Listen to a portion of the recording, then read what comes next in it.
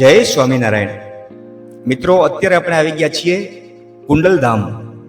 અને આ કુંડલધામ એટલે સારંગપુર હનુમાનજી મહારાજના મંદિરથી 10 કિલોમીટર અંતરે ખાંભડા ગામથી આગળ આવેલ છે. અહીં સરસ મજાનું સ્વામિનારાયણ મંદિર છે અને જોવાલાયક સારો એવો અદ્ભુત નજારો છે. બાગ બગીચા, નીલકંઠ વર્ણી, ઘણું બધું જોવા જેવું છે.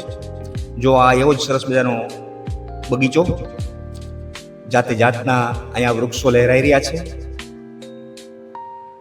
આજે શનિવાર છે છતાં પણ ઘણી બધી અહીંયા ભીડ જામી છે. બધા સહેલાણીઓ અહીંયા ફરવા માટે આવી ગયા છે અને આ આશ્રમનો નજારો, અદ્ભુત નજારો માણી રહ્યા છે. ઘણા બધા અહીંયા દેશી વૃક્ષો, પ્રાચીન વૃક્ષો અને અત્યારના જે જોવાલાયક સારા એવા વૃક્ષો હોય છે, હરિયાળી, એ પણ અહીંયા છે. આ બધાનો નજારો અહીંયા બનાવવામાં આવ્યો છે. નીલકંઠ વર્ણી વાવમાંથી પાણી ભરી રહ્યા છે. જંગલી જાનવરોના અહીંયા પોઝ મૂકવામાં આવેલા છે. આ છે નીલકંઠ વર્ણી. મૂર્તિઓ દ્વારા આબેહૂબ દ્રશ્ય અહીંયા ખડું કરવામાં આવ્યું છે. જીરાફ નીલકંઠ વર્ણી એક સાધુની સેવા કરી રહ્યા છે.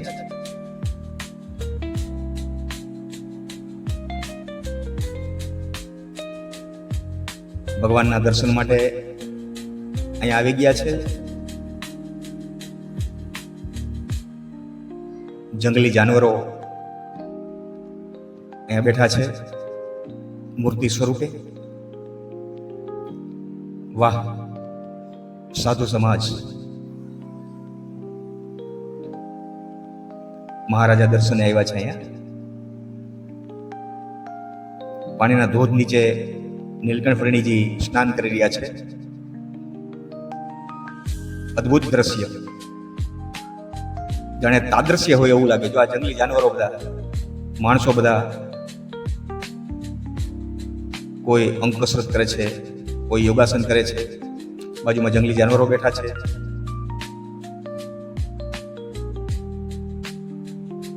સંત પાસેથી ઉપદેશ મેળવી રહ્યા છે. સરસ મજાની ઝૂંપડી બનાવેલી છે. આ જંગલી જાનવરો, સિંહનો પરિવાર આખો છે. અહીંયા વડ નીચે શિકારની શોધમાં નીકળી રહ્યા છે. અહીંયા વાઘ, પક્ષીઓ પણ છે.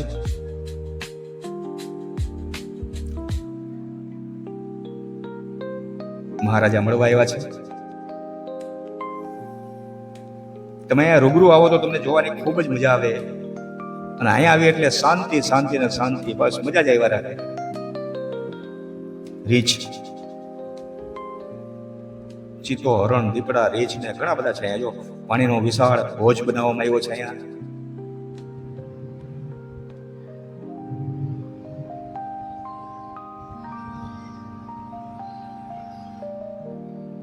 ભગવાન ભોળિયાનાથ પાણીની વચ્ચો પાણીની નદી આવેલી આવતી હોય. બે બાજુ જંગલ ઝાડી અને વચમાં મહાદેવજી મહારાજની પ્રતિમા રાખવામાં આવેલી છે.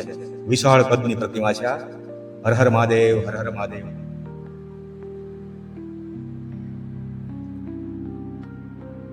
ભક્તેશ્વર મહાદેવ છે. આ કુંડલધામ.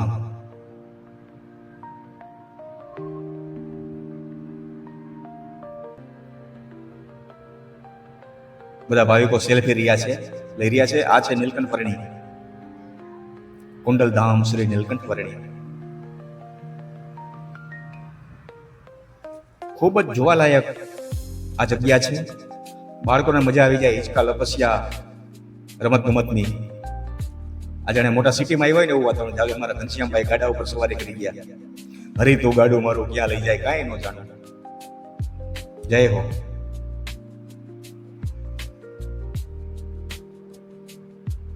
ગાડું અને બળદ આપણને સાચા હોય એવું જ લાગે. જો હાથી, નારણભાઈ હાથીની હારે સેલ્ફી લઈ રહ્યા છે. આ પણ એક હાથી અહીંયા છે. બાળકોને તો મજા જ આવી જાય. રજાનો દિવસ કેમ પસાર થઈ જાય ખબર જ ન પડે. આ છે મંદિર. બપોરનો સમય છે એટલે અત્યારે મંદિર બંધ છે.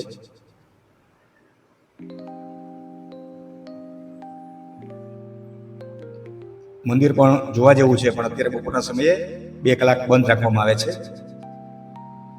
જય હો. આ છે દરબારગઢ, એ પણ અત્યારે બંધ છે. કદાચ દરબારગઢ ખુલ્લો હોય ને આપણે જોવા જઈએ અંદર, તો આપણે દરબારગઢમાં જ આવ્યા હોય ને એવું જ વાતાવરણ છે. વાહ.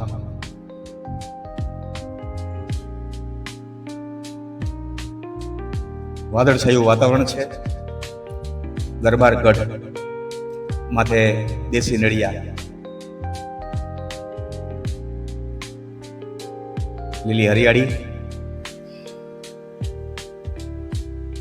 જુનવાની ઘંટી.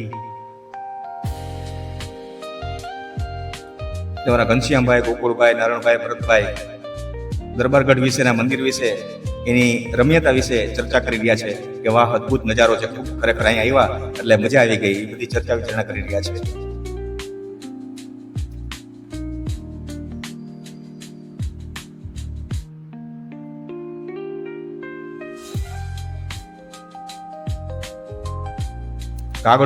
કાગડો જો અત્યારે આ કાગડાની પ્રજાતિ નષ્ટ થવાને આરે કરે છે ગુજરાતમાં, પણ આ કાગડો આરામથી અહીંયા પોતાનો ખોરાક મેળવી રહ્યો છે. હમણાં ભાદરવો મહિનો આવે છે ને એટલે કાગડા ગોતવા મુશ્કેલ છે. આ છે ખાંભડા ગામમાં પ્રખ્યાત બાજા રાયસંગના પેંડા.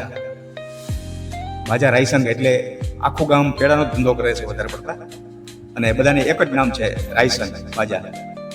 આ જો થાબડી પેંડા, મલાઈના પેંડા, માવાના પેંડા, દૂધના પેંડા, દરેક પ્રકારની મીઠાઈ. નંબર 1 બાજા રાયસંગ.